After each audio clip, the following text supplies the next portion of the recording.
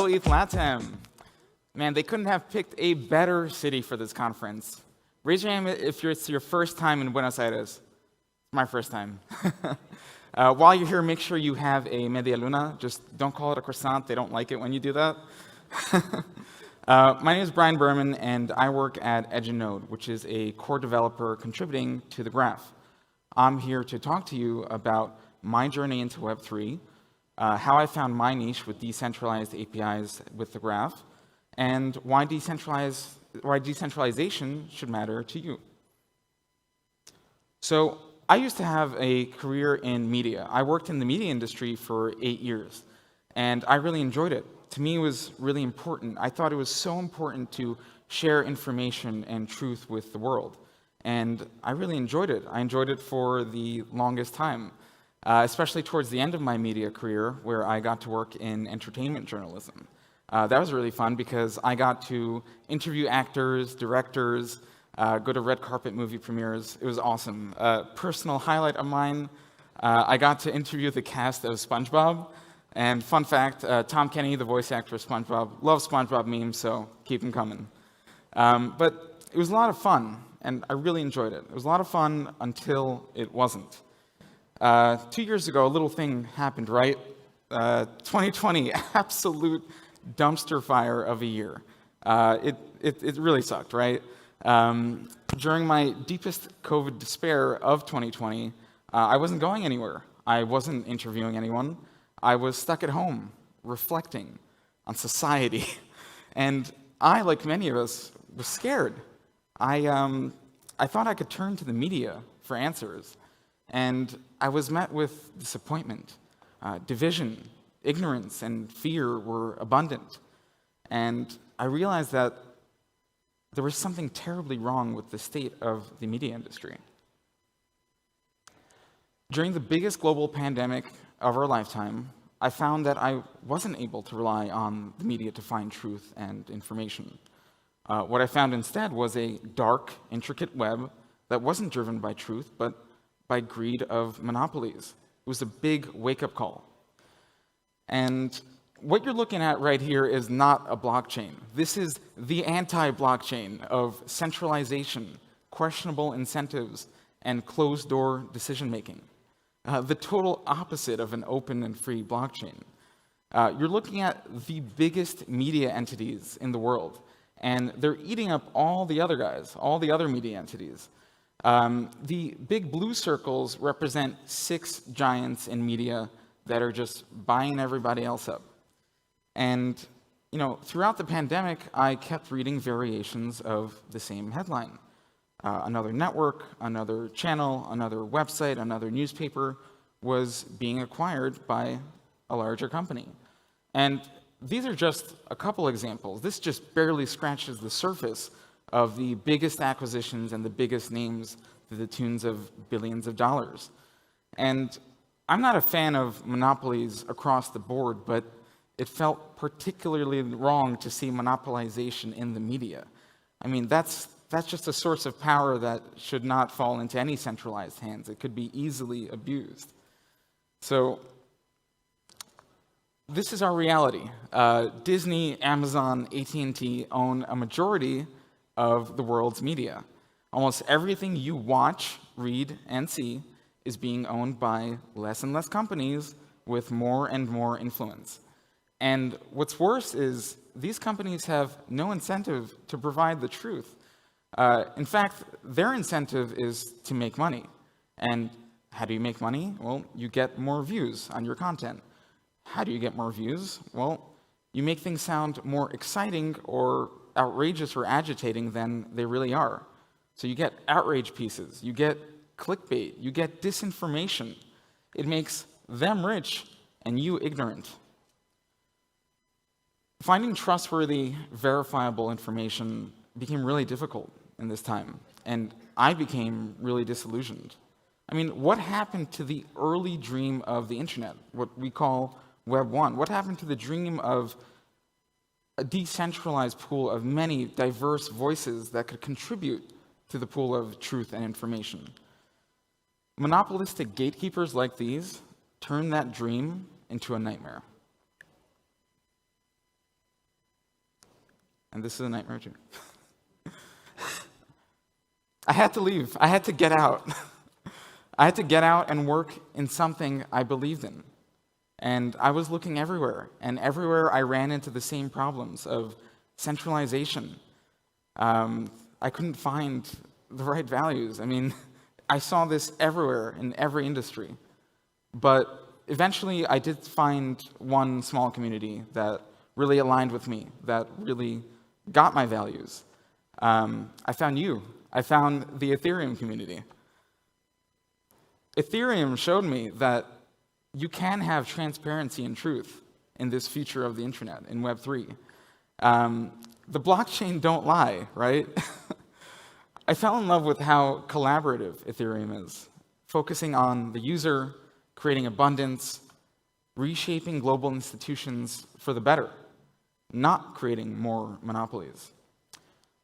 But as I became more familiar with Ethereum, I then had to find what was really important to me. So coming from the media industry, I thought that this technology could do a better job at disseminating truth and information. I realized I really wanted to zero in on open data in the ecosystem. I left media because I was tired of misinformation, rage clicks, division. I disagreed with the manipulation of information. I really thought that open data should be a public good, easily accessible, and secured by decentralization. When you're in Ethereum and you're looking at the blockchain, you don't have fake news. My beef with the media's anti-blockchain was solved by the blockchain in all its open and transparent glory. But the blockchain is messy. Finding the data that you need is difficult, and a lot of companies try to do it themselves or try to build centralized indexing nodes. And quite often, they find that it's expensive, inefficient, and slow.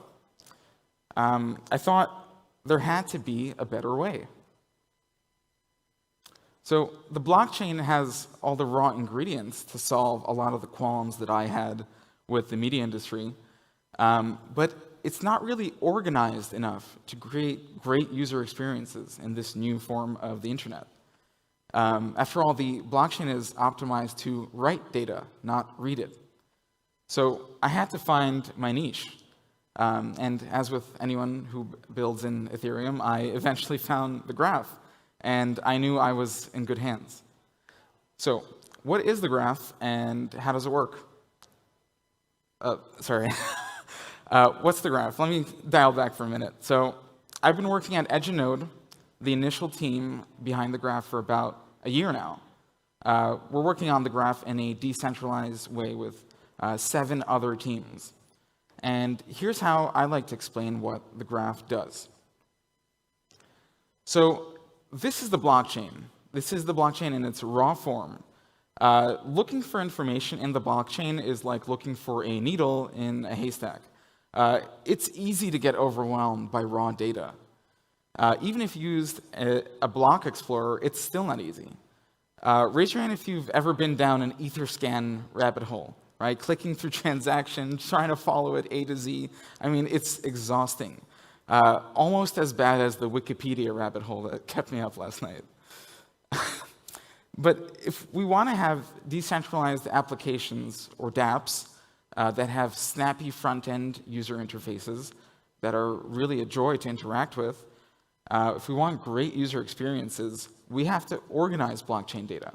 And that's where the graph comes in. The graph takes this mess of blockchain data and turns it into this. Neat little piles of delicious organized data. And you can use it for many different use cases. This all works because of a key technology in the graph called subgraphs.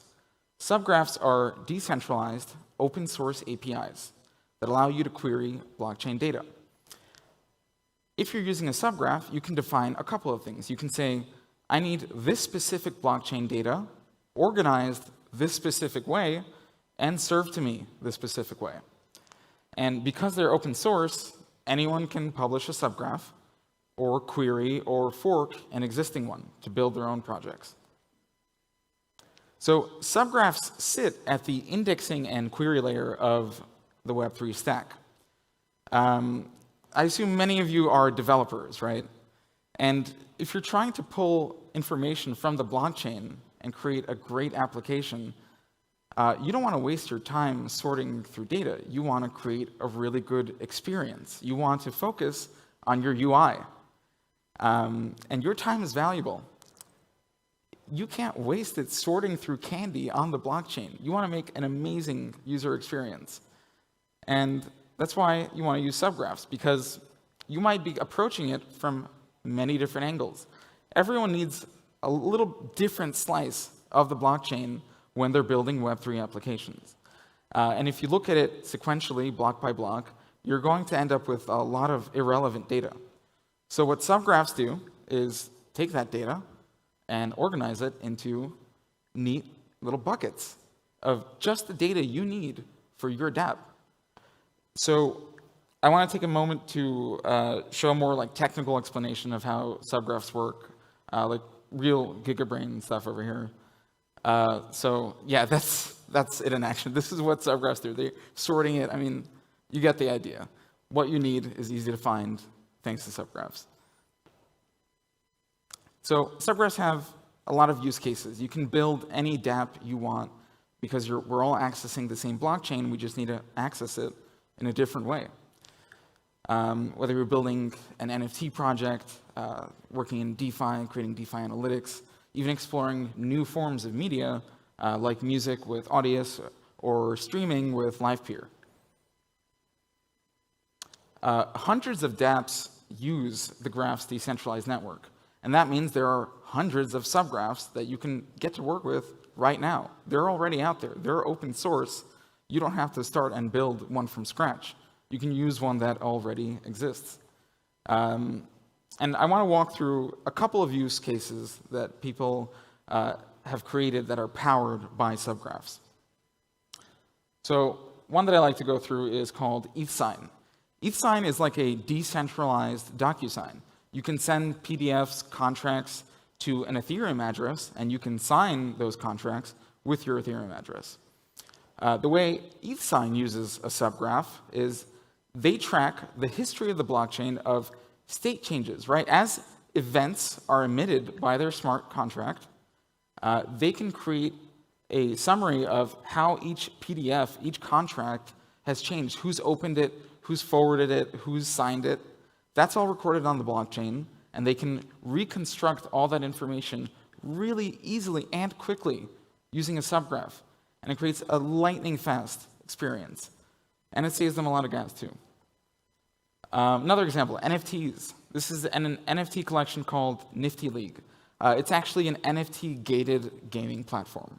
So the way they use subgraphs is, first, they authenticate whether or not you own the NFT in this collection. That's one way once you open up the actual dApp. Another thing that subgraphs power for not only Nifty League, but tons of other dApps is really fast search and filter features. So if you want to integrate like a search bar up there, and you want to make it really easy to sort through a lot of information that you're showing your user, you can use subgraphs, and it makes it lightning fast, and you can add filtering features too.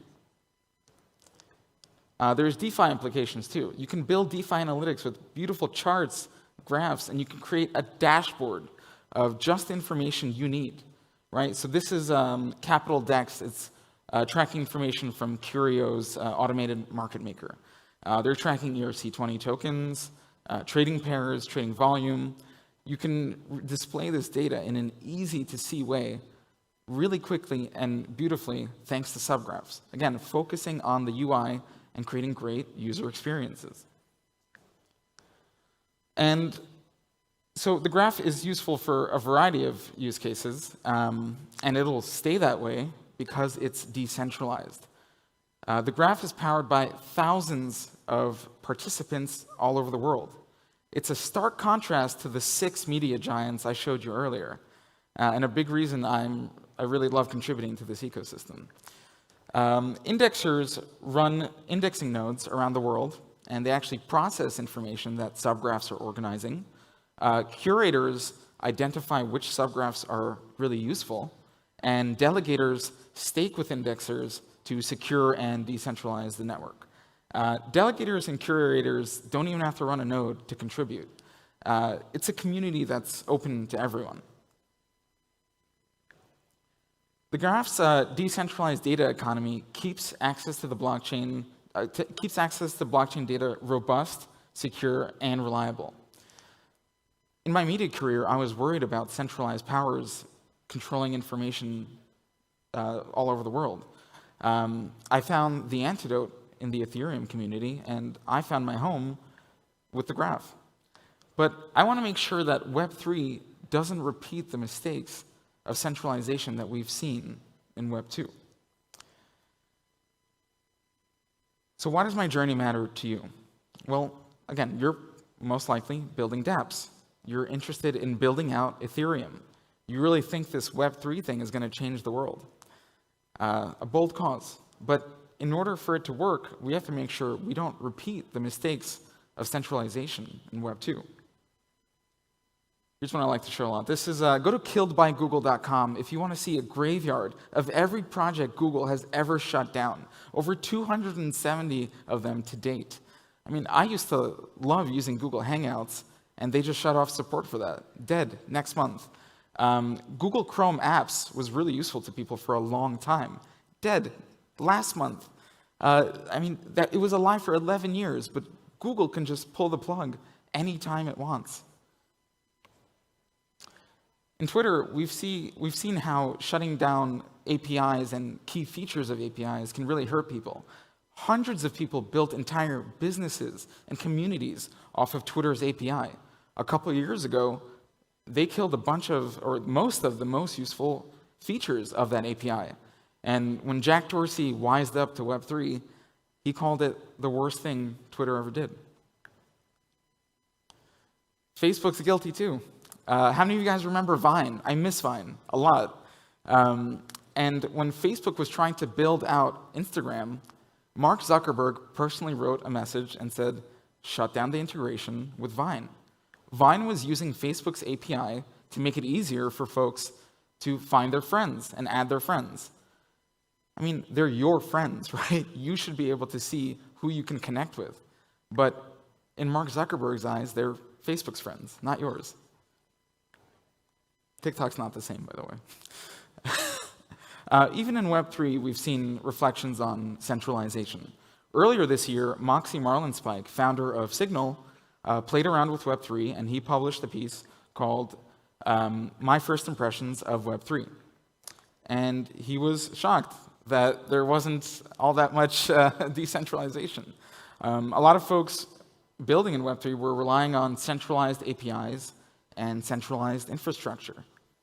But if you've built your business, your dream, using centralized APIs, well, I've got news for you. Whoever runs that API at any moment in time can just shut you down. Just like that. Why should anyone be able to flip the light switch on your dApp, on your dream, on your business, on any app? This is why we need decentralization. This is why Web3 needs the Graph. The Graph puts the D in dApp, and by that I mean your dApp isn't decentralized unless it's running on decentralized infrastructure and decentralized APIs. I want to encourage you all to get involved in the Graph ecosystem. The 8 core developer teams are hiring. You can join with a permissionless job on the Graph network, contributing to decentralization. There is an advocates program, and you can get involved in various community roles. So I encourage you guys to scan this and check out different ways to keep in touch with us and even apply to a couple of jobs. Working at Edge and Node, contributing to the Graph, was my first Web3 job, and it's completely changed my life. And all the qualms and issues and frustrations I had with the media industry were solved by Ethereum and the Graph, and I couldn't be more grateful for this community. So, thank you so much.